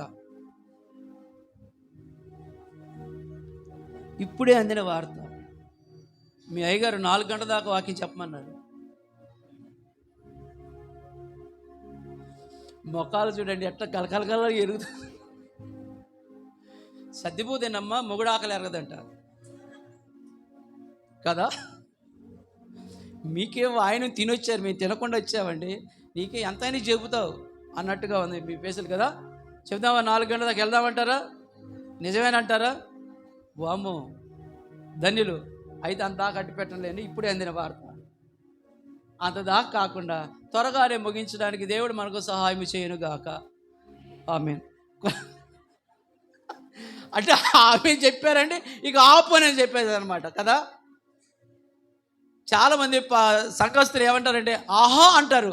ఆహా అంటే దాని అర్థం ఏంటి? ఆపు నీ హరికథ అని ఆహా అంటారా? మరి ఇప్పుడు ఆమెను అన్నారుగా. మరి కొలసీలకు రాసినటువంటి పత్రిక 1వ అధ్యాయము 24వ వచనం. ఇప్పుడు మీ కొరకు నేను అనుభవించుచున్న శ్రమల యందు సంతోషించుచు. Note this point. ఎవరు అన్నారు? సంఘము అను ఆయన శరీరము కొరకు క్రీస్తు పడిన పాట్లలో. ఆగండి. ఇప్పుడు యేసుక్రీస్తు వారు ఎవరి కొరకు శ్రమలు పడ్డాడు? అక్కడ చదవండి ఒకసారి, మరి ఒకసారి చదవండి మరొకసారి. ఇప్పుడు మీ కొరకు నేను అనుభవించుచున్న శ్రమల యందు సంతోషించుచు సంఘము అను ఆయన శరీరము కొరకు క్రీస్తు పడిన పాట్లు. ఇప్పుడు యేసుక్రీస్తు వారు అన్ని పాట్లు ఎవరి కొరకు పడ్డాడు? నా మాటలు అర్థమవుతున్నాయి అంటారా? ఆ మధ్యకాలంలో మీ ఊర్లో కొన్ని కోతులన్నీ కలిసి ఉపవాసం చేద్దాం అనుకున్నాయి అంట. అనుకున్న తర్వాత దాంట్లో ఉండేవాడు ఒక పెద్ద కోత ఏం చెప్పిందంటే, మనం ఉపవాసం అయిపోయిన తర్వాత నీరసపడతాం కదా, అందుకని మనం ఏం చేద్దామంటే కనుక అరటిపళ్ళని తెచ్చుకుని ఆడ పెట్టుకుని ఉపవాసం ఉందాం అనుకున్నాయంట. ఈ ఆలోచన భలే బాగుంది అనుకున్నారంట. ఆ తర్వాత ఇంకో కోతి చెప్పిందట, మనం ఉపవాసం చేసి నీరసపడిపోతాం కాబట్టి కోసుకోవడానికి శక్తి ఉండదు కదా, అందుకని కోసుకుని చేతులు పెట్టుకుందాం అనుకున్నాయంట. ఇది కూడా బాగానే ఉంది. ఇంకోటి చెప్పిందాడు, అట్లా కాదు, మరి నీరసపడిపోతాం కదా, అందుకని వలవటానికి కూడా మనకు కష్టమైపోద్ది కాబట్టి బొగ్గను పెట్టుకుని ప్రార్థన చేసుకుందాం అనుకుని అంటారు కదా. కాబట్టి ఉపవాసం అనేటువంటిది ఇలాంటి ఉపమావాసము కాకుండా యేసుక్రీస్తు వారు ఎవరి కొరకు శ్రమ పడుతూ వచ్చాడంటే తన సంఘము కొరకు ఏం చేశాడు? ఇందాకే చెప్పాను కదా, అమ్మలారా నా కోసం ఏడవద్దు, మీకోసం మీ పిల్లల నేను ఎవరి కొరకు ఇన్ని పాటలు పడుతున్నానంటే మీ కొరకే అన్నాడు. మీ కొరకు అంటే దాని అర్థం ఏంటి? సంఘము కొరకు. సంఘం అంటే ఎవరంటారు ఇంతకీ? మనమే. ఎప్పుడు ఎవరొక నెత్తి మీద పెట్టడమే, నా కొరకు అనేది లేదు. గురజాడ అప్పారావు అన్నాడు, దేశమంటే మట్టి కాదు, దేశమంటే మనుషులు అన్నాడు. కాబట్టి సంఘము అని అంటే కనుక నువ్వే. నీ కొరకు ఆయన ఎన్ని పాటలు పడుతూ వచ్చాడో కదా, అవునా కదా అన్న తర్వాత పౌలు గారు అన్నాడు, ఆయన సంఘము కొరకు కొన్ని పాటలు పడ్డాడు. ఆయన ఉదాహరణకు 100 పాటలు పడాలనుకోండి సంఘం కొరకు యేసయ్య, ఆయన ఏం చేశాడంటే ఒక 20 పాటలు పడి సంఘాన్ని స్థాపించి వెళ్ళిపోయాడు. ఇంకెన్ని మిగులున్నాయి? ఎన్ని పాటలు ఉన్నాయి? డబ్బులు లెక్క పెట్టమంటే తీసివేతలు చెబుతాం, కానీ ఈ ఎట్ట వస్తాయి మనకి? సంఘము కొరకు ఒక 100 పాటలు పడాలనుకోండి, యేసయ్య ఒక 20 పాటలు పడి వెళ్ళిపోయాడు. ఇంకెన్ని మిగులున్నాయి? 20 మిగులున్నాయి. అందుకనే ఇంకా 20 మిగులున్నాయా? 80 మిగులున్నాయి. ఈ 80లో ఆయన మిగిల్చిపోగా ఉన్న 80లో నా వంతుగా నేను కొన్ని అనుభవిస్తున్నాను. ఎవరి కొరకు? సంఘము కొరకు. ఆయన కొన్ని చేసి వెళ్ళిపోయాడు. ఆయన ఒక 30 చేసి వెళ్ళిపోయాడు. ఇంకెన్ని ఉన్నాయి? 50 ఉన్నాయి. ఈ 50 వరకు కూడాను ఎవరు ఆయన వంతు ఆయన చేసి వెళ్ళిపోయాడు. మిగిలింది ఎవరి వంతు?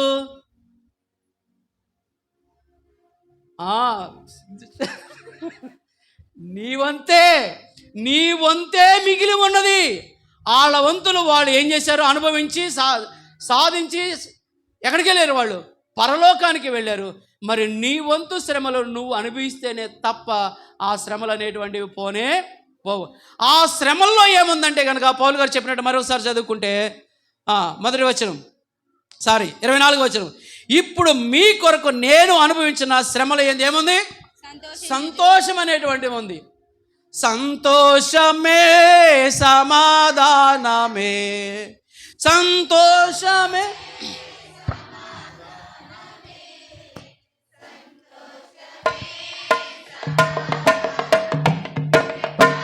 సౌఖ్యమైన చెప్పనా సౌఖ్యమైన సంతోషం, సంతోషమే సమాధానమే, సంతోషమే సమాధానమే, సమాధానమే చెప్పనా సౌఖ్యమైన సంతోషం, చెప్పనా ఏది డోలకు అసలు మామూలుగా కొడతలేదే. నాకు డ్యాన్స్ చేద్దాం అనిపిస్తుంది. డోలకు భలే కొడతాను, సూపర్. కొట్టబాకు, మళ్ళీ నేను డ్యాన్స్ చేయాల్సి వచ్చింది. మీరు కూడా పాడబాకండి, వినండి. ఈ సంతోషము మీకు కావలెనా, ఈ సంతోషము మీకు కావలెనా, ఈ సంతోషము మీకు కావలెనా, నేడే యేసు నొద్దకు రమ్ము. ఎట్లా వచ్చింది సంతోషం? చెప్పింది నిజం, సిలువ ద్వారా వచ్చిందండి సంతోషం. ఇక్కడే చదివాం కదండి. ఈ శ్రమల ద్వారానే మనకు సంతోషము తప్ప మరొక మార్గములో మనకు ఆత్మానందం అనేటువంటిదే కలగదు. భౌతిక సంబంధమైనటువంటి ఆనందము ఎలా వస్తుంది? భౌతిక సంబంధమైనటువంటి ఆనందాన్ని పొందేవాడు ఎవరయ్యా అంటే కనుక నా కడుపో ఇక లేచామా, తిన్నామా, వాయినాలు. ఇప్పుడు ఎన్ని బస్తాలు తిన్నారో, ఎన్ని కేజీలు తిని పారేసి ఉంటారు. కానీ మళ్ళీ సాయంత్రానికి ఏం కావాలి? ఇప్పుడు మనకి తిండి కావాలి. అందుకనే కడుపే వారికి దేవుడు.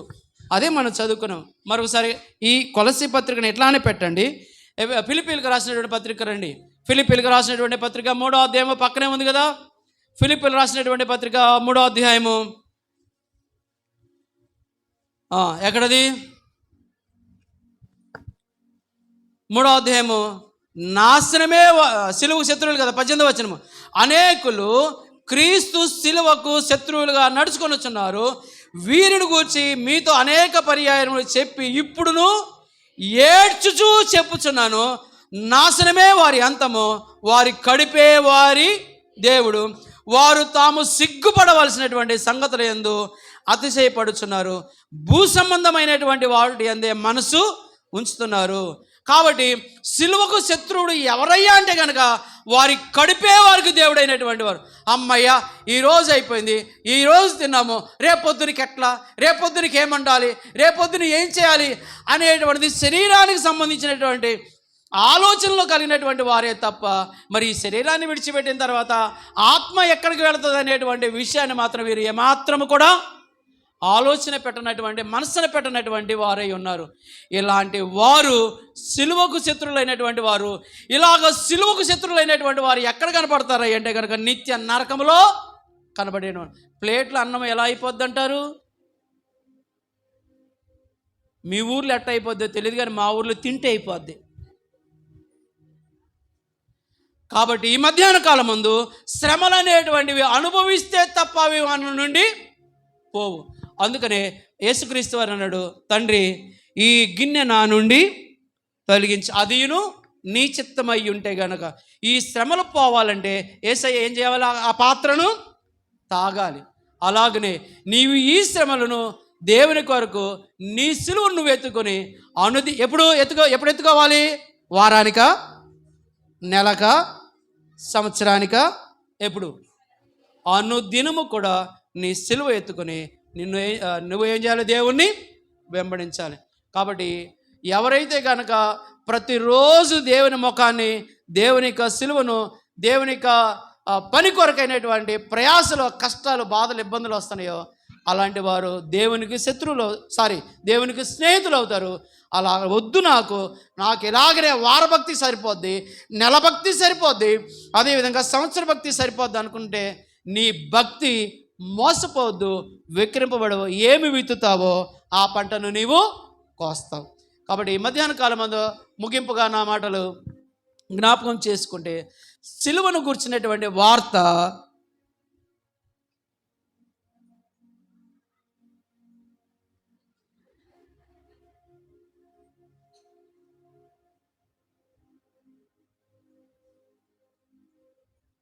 అంటే విన్నట్టుగానే ఉన్నారన్నమాట, చూసినట్టుగానే ఉన్నారు. మూలవాక్యం అదే కదా, సిలువను గూర్చిన వార్త నశించుచున్న వారికి వెర్రితనము కానీ, రక్షింపబడుచున్న మనకు దేవుని శక్తి అయి ఉన్నది. ఇలాగ మీకు ప్రశ్న వేసి, మరి ఇప్పుడు అది రెండు ప్రశ్నలు. మూడో ప్రశ్న ఏమైందంటారు? సిలువకు నీవు శత్రువా స్నేహితుడువా? సిలువకు శత్రువా? మూడో ప్రశ్న, స్నేహితుడువా? కాబట్టి నశించుచున్నటువంటి వాడను కాను నేను ఎవరిన అంటే కనుక దేవుని యొక్క సిలువను మోస్తూ, దేవుని సిలువ కాదు, నా సిలువను నేను ఎత్తుకుని దేవుని శక్తిని పొందుకుంటూ దేవుని రాజ్యానికి కొనసాగుతూ రక్షణ ఆనందము పొందుకునేటువంటి బిడ్డమని చెప్తావా? లేదా ఈ సిలువను గురించినటువంటి వార్త నశించిపోతున్నటువంటి నీకు, లేదంటే ఇలాగా వెర్రితనముగా అనిపిస్తుందా? ఎలా ఉంది? ఒకసారి ఈ మధ్యాహ్న కాలం ముందు ఆలోచించు. సో ప్రభునందు ప్రియులారా, దేవుని యొక్క సిలువ, లేదంటే దేవుని యొక్క బలియాగము, దేవుని యొక్క కార్యము, అది ఒక కాలానికో, ఒక ప్రాంతానికో, ఒక ప్రదేశానికో, ఒక సమయానికో, కొన్ని దినాలుగో పరిమితమయ్యేటువంటిది కాదు దేవుని యొక్క సిలువ వార్త. మరి అనుదినము కూడా దేవుని యొక్క సిలువను జ్ఞాపకం చేసుకోవలసిందే. అనుదినము కూడా నువ్వు నీ సిలువను నువ్వు ఎత్తుకుని దేవుని వెంబడించవలసిందే. వెనకున్నవి మరిచి ముందున్నటువంటి వాటి కొరకు వేగిరపడిచి ఏం చేయాలి? మనము గురి యొద్దకు పరిగెత్తవలసినటువంటి వారమై ఉన్నాము. కాబట్టి ఇంతకీ మధ్యాహ్న కాలమందు నువ్వెవరివి? వెర్రిదానవా, వెర్రోడివా? రెండవది, దేవుని యొక్క శక్తి పొందుకుంటున్నటువంటి దానివిగా ఉన్నా. దేవుని యొక్క శక్తి పొందుకోవాలంటే కనుక దేవుడు ఎప్పుడు తన శక్తిని అనుగ్రహిస్తాడు, దేవుడు ఎప్పుడు తన శక్తిని వారికి ఇస్తాడు అంటే కనుక ఎప్పుడు ఇస్తాడు? బలవంతుడికి శక్తి కావాలా, బలహీనుడికి శక్తి కావాలా? మరి శక్తిని దేవుడు నీకు ఇవ్వాలంటే ఏం చెప్పాలి దేవుడితో? బలహీన సమయములో నీ బలము ప్రసాదించుము,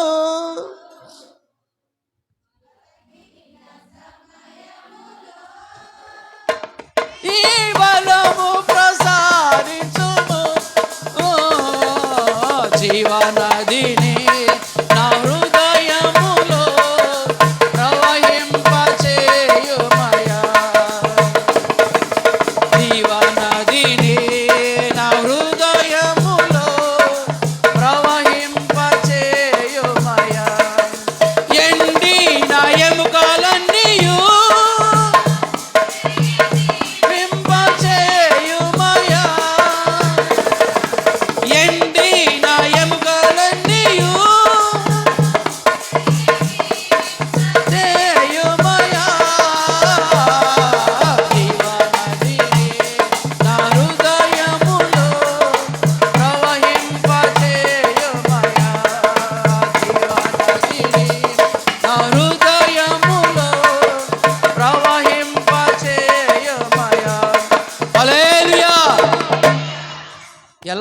ఉన్నట్టుంది. హల్లెలూయా, హల్లెలూయా. సూపర్, బాగా చెప్పారు. ఈ మధ్యాహ్న కాలమందు ప్రియులరా, దేవుని యొక్క శక్తి, దేవుని యొక్క బలము నీలోకి రావాలంటే నువ్వేమని ఒప్పుకోవాలి? నేను బలహీనుడును ప్రభా, నేను శక్తిహీనుడును, శక్తిహీనురాలును ప్రభా, నీ బలము నాకు ప్రసాదించు. కీర్తన 18వ అధ్యాయం 1వ వచనంలో చెప్తాడు ఏమంటే గనక, యెహోవా నా బలమా అని మాట్లాడితే. కీర్తనలు 18వ అధ్యాయం 1వ వచనం, యెహోవా నా బలమా. చాలమ్మా, యెహోవా నా బలమా అంటే దాని అర్థం ఏంటి? నీవు బలవంతుడు, నేను బలహీనుడు, కాబట్టి నీ బలము నాకు ప్రసాదించు. కాబట్టి నువ్వు పాపివని అనుదినము కూడా నీ సిలువను ఎత్తుకుని నువ్వు భరించలేనటువంటి విధానముగా దేవుని కొరకు పనిచేస్తున్నటువంటి విషయంలో అప్పుడు దేవుని సహాయమును నువ్వు కోరితే గనక ఏమవుతుంది? దేవుడు నీకు బలమును ప్రసాదిస్తాడు. తద్వారా నీవును నీ ఇంటి వారును రక్షించబడతారు తప్ప నీవు నెలకు ఒకసారో, వారానికి ఒకసారో, సంవత్సరానికి ఒకసారో సిలువను జ్ఞాపకం చేసుకుంటే నీ అంత నా అంత బలహీనులు, బుద్ధిహీనులు మరి ఎవ్వరూ ఉండరు. వాక్యం ఏం చెప్తుందంటే కనుక, అనుదినము నీ సిలువను ఎత్తుకుని నన్ను నీవు వెంబడించాలి. అప్పుడే నువ్వు నాకేమవుతావు అంటే కనుక నాకు శిష్యుడువు అవుతావు. కాబట్టి ఈ మధ్యాహ్న కాలమందు ఇంతకు నువ్వు ఎవరివి? ఇంతకు నీవు ఎవరివి? వెర్రిదానవా, వెర్రివాడవా? నోనో, నేను వెర్రిదాని, వెర్రివాడిని కాదు. మరి నేను ఎవరిని? దేవుని యొక్క శక్తిని పొందుకున్నటువంటి వాడు.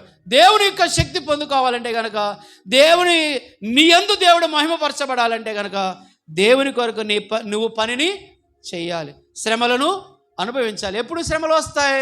నీ భర్తకు, నీ భార్యకు, నీ పిల్లలకు దేవుని యొక్క వాక్యాన్ని పరిచయం చేసినప్పుడు అప్పుడు శ్రమలు వస్తాయి.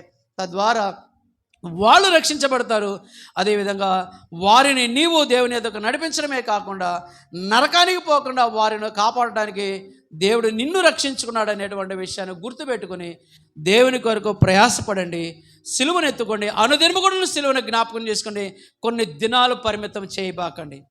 ఉదాహరణకి మీ అయ్యగారితో చెప్పాను రాత్రి వస్తూ, నేను ఆశ్చర్యపోయినటువంటి విషయం ఏంటంటే, నా జీవితంలో ఎప్పుడు మీ బజార్లో అట్లా నడిచినట్టు నేను ఎప్పుడు చూడలే. అర్థమైందంటారా? వాళ్ళని ఏమంటారు? వాళ్ళు ఏ భక్తి వాళ్ళది? ఒక 20 రోజుల తర్వాత కనపడతారు వాళ్ళు. ఎందుకని?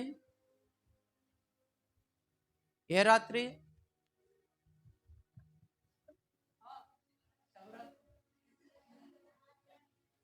అది పోయినట్టుంది. ఇప్పుడు వచ్చేటువంటి ఏంటి? దానికోసం అయ్యగారు అన్నాడు, ఈ పండుగలు కాబట్టి ఇది అయిపోయిన తర్వాత మళ్ళీ వాళ్ళు కనపడరు. నీవు అలాంటి భక్తి అప్పటికీ వాళ్ళను చూసినా నేర్చుకోవాలి. ఈ దేవుణ్ణి అనుదినము నీవు ఆయనకు కనపడాలి. అందుకని చివరిగా ఒక మాట చెప్పి ముగించేస్తా. కీర్తనలో 1వ అధ్యాయము 2వ వచనం చదువుకుందాం. చూసి చదవండి.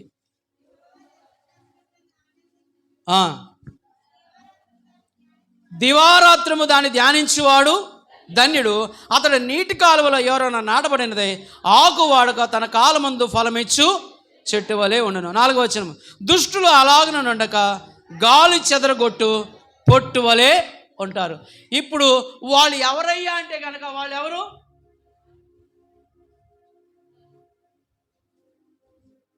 పొట్టు. ఈ 15 రోజులు అయిన తర్వాత కనపడితే ఒట్టు. అవునా కదా? మరి మనం ఇవాళ ఎలా ఉండాలి అంటే కనుక, నీటి కాలువలో ఎవరైనా నాటబడినటువంటి చెట్టులాగా తన కాలమందు ఫలమిచ్చేటువంటిది గా మనము ఉండాలి. నిత్యము దేవునితో నీవు కనెక్షన్ ఉంటేనే తప్ప ఆయన యొక్క శక్తి నీలోకి రాదు. ఆయన ద్వారా నీవు ఆశ్రయించబడకుండా ఉండలేవు. కాబట్టి ఆయనకు వేరై ఉండి ఎప్పుడో నా ఇష్టం వచ్చినప్పుడు నేను ధ్యానం చేస్తానంటే కనుక నువ్వు వెండినటువంటి చెట్టువే. అందుకని 1వ కీర్తన ఏం చెప్తున్నాడంటే, నువ్వు చెట్టువా, నువ్వు పొట్టువా అన్నాడు. ఎవరు నువ్వు? చెట్టువా, నువ్వు పొట్టువా? పట్టు కాదు, మనకి పొట్లు బాగా గుర్తు వస్తాయి. కంచి పట్టు, ధర్మర పొట్టు, ఈ పట్టులు కాదు. ఏం పట్టు? పొట్టు. కాబట్టి ఆకు వాడక తన కాలమందు ఫలమిచ్చేటువంటి చెట్టులాగా ఉండాలంటే అనుదినము కూడా ఏమండాలి? ఆ నీటి కాలంలో ఎవరైనా నాటబడినటువంటి, అంటే దేవుని వాక్యాన్ని అనుదినము కూడా నువ్వేం చేయాలి? ధ్యానము చేసేటువంటి దానమై ఉండాలి. ఆయన జనన జీవన మరణ పునరుద్ధానాలని నిత్యము కూడా నీవు దేవుని జ్ఞాపకము చేసుకొనవలసిందే. వారాలు చేయబాకండి, నెలలు చేయబాకండి, సంవత్సరాలు చేయబాకండి. ఎప్పుడు చేయాలి? అనుదినము నా గడప యొద్ద మీరు కాచుకొని, అక్కడ కదా 1వ అధ్యాయంలోనే చెప్పాడు కదా కీర్తనలో, అనుదినము 1వసారి అనుదినం అని లేదు కాబట్టి అంటున్నారు, దివారాత్రము దాన్ని ధ్యానించువాడు ధన్యుడు. కాబట్టి దివారాత్రం అంటే దాని అర్థం ఏంటంటే అనుదినము కూడా దేవుని ధ్యానం చేయాలి. దివారాత్రం కూడా దేవుని యొక్క సిలువను మనము జ్ఞాపకం చేసుకోవాలి. ఆ సిలువను చూసినప్పుడల్లా ఎవరు గుర్తు రావాలి?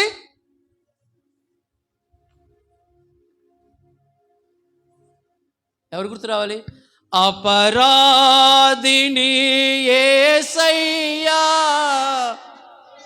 చూపి బ్రోమయ్యా, అపరాధిని యేసయ్యా కృప చూపి బ్రోమయ్యా, నెపమెంచగయు నీ కృపలో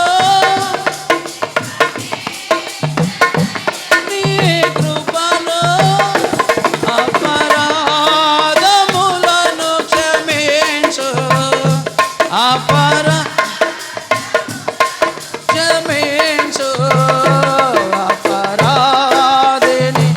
యేసయ్యా బ్రోమయ్యా. ఈ మాట ఎప్పుడు నీకు జ్ఞాపకం వస్తుంది అయ్యా అంటే గనక, ఎప్పుడు ఈ మాటలు జ్ఞాపకం వస్తాయి? ఎప్పుడైతే గనక నువ్వు సిలువను చూస్తూ ఉంటావో అప్పుడెల్లా కూడా ఏమని జ్ఞాపకం వస్తుంది? నేను అపరాధినే ప్రభువా, నిరపరాధిగా నా కొరకు నువ్వు సిలువలో బలైపోయావు కదా ప్రభువా, ఎంత ప్రేమ నీది ప్రభువా, ఎంత త్యాగము నీది ప్రభువా, నా కొరకై బలిపశువుగా బలియాగము చేసావు కదా ప్రభువా అని చెప్పేసి అనుదినము కూడా ఆయన సిలువను చూడవలసిందే, నీ సిలువను ఎత్తుకోవాల్సిందే. అలా అయితేనే నువ్వు సిలువకి ఏమవుతావు? స్నేహితుడు అవుతావు. అంటే దేవునికి నువ్వేమవుతావు? స్నేహితుడు అవుతావు. అలా కాని పక్షంలో నీవు దేవునికి సిలువకి ఏమైపోతావు అంటే కనుక శత్రువు అయిపోతావు. ఎప్పుడో నీ ఇష్టం వచ్చినప్పుడు కనపడుతున్నావు అంటే దాని అర్థం ఏంటంటే నీ కడుపు కొరకు నీవు చూసుకుంటున్నావు అని అర్థం. అలా ఉండకూడదని మధ్యాహ్న కాలం ముందు దేవుడు మీతోనూ బోధిస్తున్నటువంటి, నాతో కూడా చెప్తున్నటువంటి సత్యం ఏంటంటే నీవెవరివి? మోకరించండి.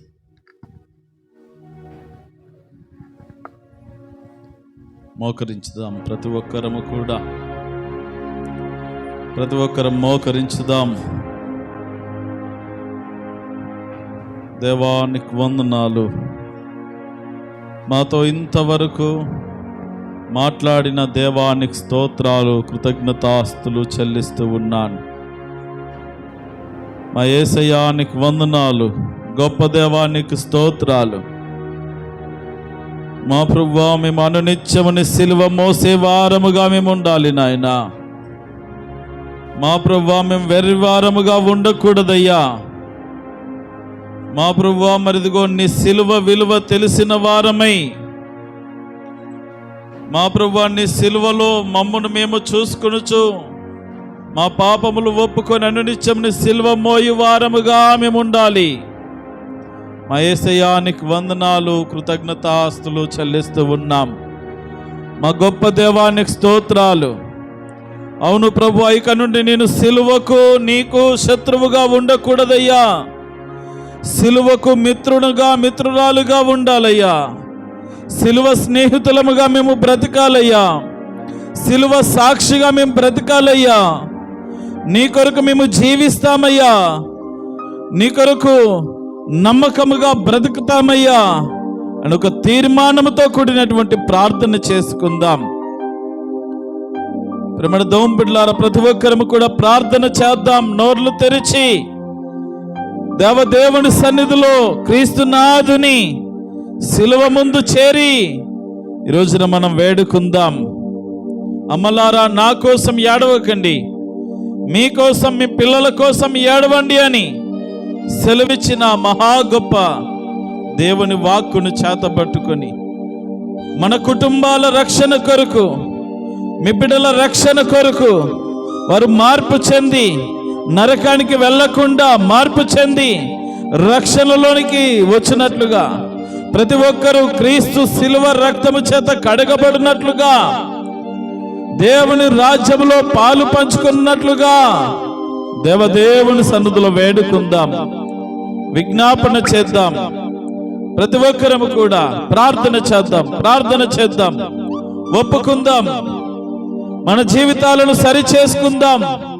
అవును ప్రభువా, నీకు ఇష్టమైన జీవితాన్ని జీవించాలి. ఈ దైవ భక్తి కొద్ది రోజులకు పరిమితము చేయకుండా, ఇదిగో శ్రమల రోజులకు మట్టుకే ఈస్టర్ వరకు ముగించుకొని వెళ్ళడము కాదు, కానీ నా జీవితాంతం వరకు, నా ప్రాణమున్నంత వరకు నీ కొరకు జీవిస్తూ, నా ప్రాణమున్నంత వరకు నీ కొరకు బ్రతికి, నా ప్రాణమున్నంత వరకు నీ సిలువ మోస్తూ, నా సిలువ నేను మోస్తూ, సంఘము కొరకు, మా ప్రభువా నీతి కొరకు, మా ప్రభువా మరిదిగో నా శ్రమలను నేను అనుభవించడానికి, నేను చేయవలసిన కార్యాలను చేయడానికి, నేను భరించవలసిన నిందలు భరించడానికి ఇగో సిద్ధముగా ఉన్నాను యేసయ్యా అంటూ వేడుకుందాం. మనలను మనము సజీవ యాగముగా యేసయ్యకు సమర్పించుకుందాం.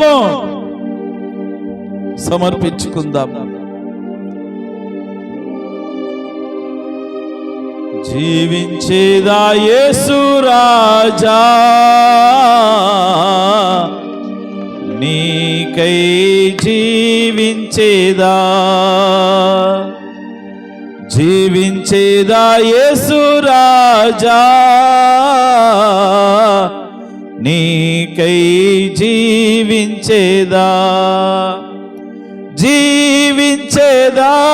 ఒప్పుకుందాం.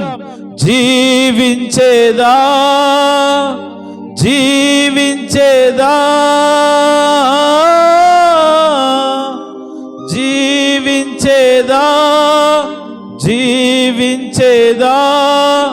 ప్రాణమున్నంత వరకు,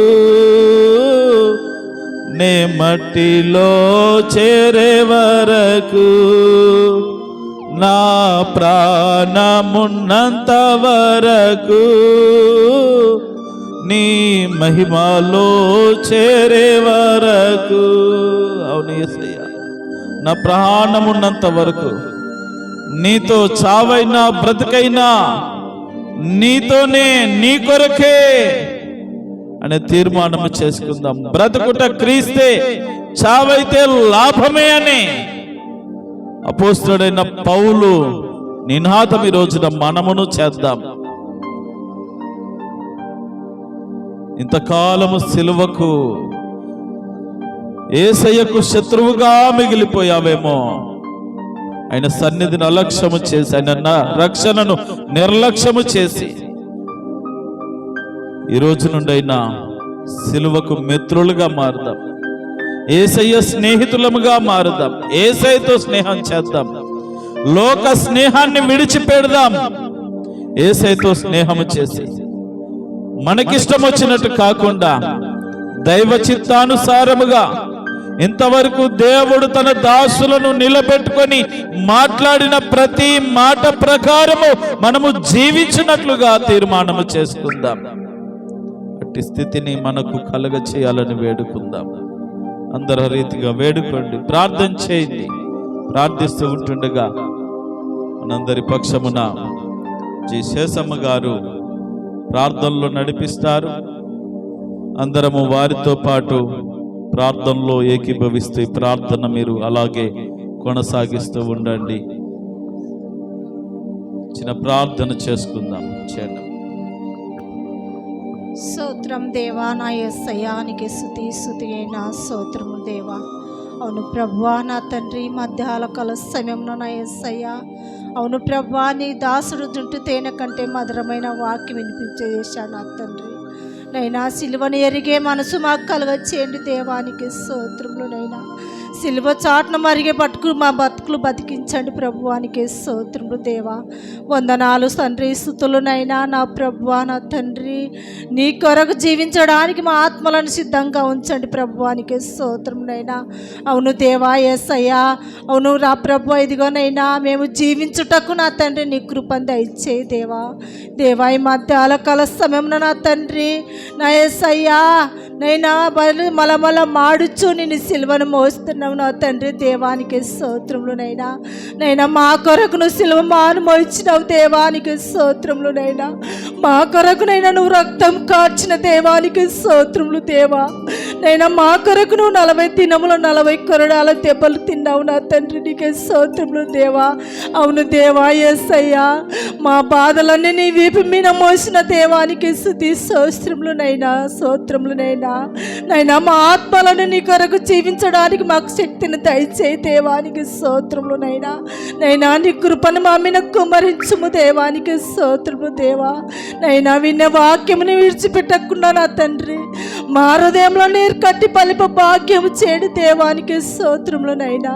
అవును ప్రభువా నా తండ్రి, నైనా ఎవరైతే ఒక పాసంలో నా తండ్రి బ్రతుకుతున్నారో, నేను ధ్యానిస్తున్నారో నా తండ్రి వారి పక్షంలో మాట్లాడి మన తండ్రి ఏ దేశయానికి స్తోత్రములనైనా. నైనా వాళ్ళ కోరికలు, వాళ్ళ సోదరులు, వాళ్ళ బాధలు తీసివేసి వాళ్ళ కోరికలను నెరవేర్చమని అడుగుచున్నాము దేవానికి స్తోత్రములు దేవా. అవును ప్రభువా నైనా చర్చి లైన్లో నా ప్రభా నా తండ్రి ఎంతమంది బిడ్డలు నా తండ్రి నీకు సాయం చేసి నా తండ్రి ఇక్కడ వచ్చిన వారికి ఎంతో భోజనం రెడీ చేసిన దేవానికి స్తోత్రములనైనా. అవును ప్రభా నేను ఇచ్చిన వారి కుటుంబాలనంతా నువ్వు ఆశీర్వదించండి దేవానికి స్తోత్రములు దేవా. అవును ప్రభువా మేము బీదవారం రెక్కాడతా బుక్కాడుతుంది నా యేసయ్యా. అవును ప్రభా మేము ఇచ్చిన దాంట్లోనే, నువ్వు ఇచ్చిన దాంట్లోనే మేము కొద్దిగా ఇచ్చినాం నా తండ్రి, మమ్మల్ని క్షమించండి దేవానికి స్తోత్రములు దేవా స్తోత్రములనైనా. యేసయ్యా నువ్వు లేని మేము ప్రేమ నా తండ్రి, నువ్వు ఒక క్షణము లేకుండా మేము మరణిస్తాం నా దేవా. యేసయ్యా నీవు స్తోత్రములు దేవా. నైనా మా తప్పుల అపరాధములు క్షమించి నా తండ్రి నీ కృపలో మమ్మల్ని జ్ఞాపకం చేసుకోండి దేవానికి స్తోత్రములనైనా. 2 శుక్రవారములు నైనా జరిగిపోయిస్తున్నాయి నా యేసయ్యా. అవును ప్రభు, ఇంకా మిగిలిన శుక్రవారాలు ఎవరెవరు సిద్ధం చేయాలనో నువ్వు పేరేపు కలిగేసి నా తండ్రి ముందుకు వచ్చేటరకు నీ కృప దయచేయము దేవానికి స్తోత్రంలోనైనా. నైనా నువ్వే సహాయం చేయమని అడుగుచున్నా దేవా. అవును ప్రభా నువ్వు లేని మేమేం చేయలేము నా యేసయ్యా నా తండ్రి నా ప్రభువా. నైనా ఇదిగా తండ్రి 70 రక్షణ సువార్తని రాత్రికి జరుగుచుండగా నా తండ్రి నీ కృపను మా మీద కుమ్మరించండి దేవానికి స్తోత్రంనైనా. రాత్రి కూడా నా తండ్రి నైనా భోజనాలు సిద్ధంగా చేయండి ప్రభువానికి స్తోత్రంనైనా. నైనా 3 రొట్టెలు 2 చేపలు నా తండ్రి 5,000 మందికి నువ్వు ఆహారం పంచినట్లు నా తండ్రి నువ్వు సమృద్ధిని ఆహారం దయచేయం దేవానికి స్తోత్రంలోనైనా. నువ్వే సహాయం చేయండి ప్రభువా నా యేసయ్యా. నువ్వే నెవలి మేము బ్రతకలేము నా తండ్రి, నీకే స్తోత్రంలోనైనా. నైనా నా తండ్రి ఇంకా నైనా పాశ్రమ్మ ఎంతో భారముగా నా తండ్రి ఒక్క పదులతో మా కొరకు శ్రమల పడుచున్నారు దేవా. యేసయ్యా వారిని ఆశీర్వదించండి, వారి కుటుంబాలను బలపరచండి దేవా. మా కొరకు పాటలని తండ్రి మా కొరకే వాళ్ళు తండ్రి ఎంతో శ్రమలు పడుచున్నారు దేవానికి స్తోత్రంలోనైనా. అవును ప్రభా దూరం నుండి ప్రయాణమై వచ్చి మా మధ్యలో ఉండే రాత్రి నైనా ఎక్కుచామున వాక్యం గురించాడు ప్రభువా. ఈ రాత్రి మధ్యాహ్న కాల సమయంలో కూడా మాకు నిజంగా చెప్పాడు నా తండ్రి. అవును ప్రభువా సిలువను గురించి చెప్పిన మాటలు నా తండ్రి మారేంలో అత్తుకున్నాను తండ్రి, నీకే స్తోత్రములు దేవా. యేసయ్యా ఇదిగోనైనా రక్షణ సువార్తలకు కూడా బిడ్డను వాడుకొని నా తండ్రి సిలువ పాటలు మరుగుపరుచుకొని ఆ బిడ్డ నోటికి నోటి నుంచి ఆ బిడ్డ ఆత్మకు ఆత్మ నుంచి నా తండ్రి నీ కృప దయచేయమని అడుగుచున్నాం దేవా. నైనా సహాయం చేయమని అడుగుచున్నాను దేవా. యేసయ్యా మేము మట్టి వారం ధూళి వారం తండ్రి యేసయ్యా నువ్వే మమ్మల్ని కాపాడమని మేము తగ్గించుకొని ఈ మధ్యాహ్న కాల శివంలో నా తండ్రి ఇక్కడ వచ్చిన బిడ్డలందరూ మీ దీవెనలు కుమ్మరించమని నైనా ఆహారం తించునగా నీ ఆహారం తిని శక్తి పొందడానికి నీ కృప దయచేయమని నా ప్రియ కుమారుడైన యేసుక్రీస్తు నామములో అడిగి వేడుచున్న పరమ తండ్రి ఆమేన్.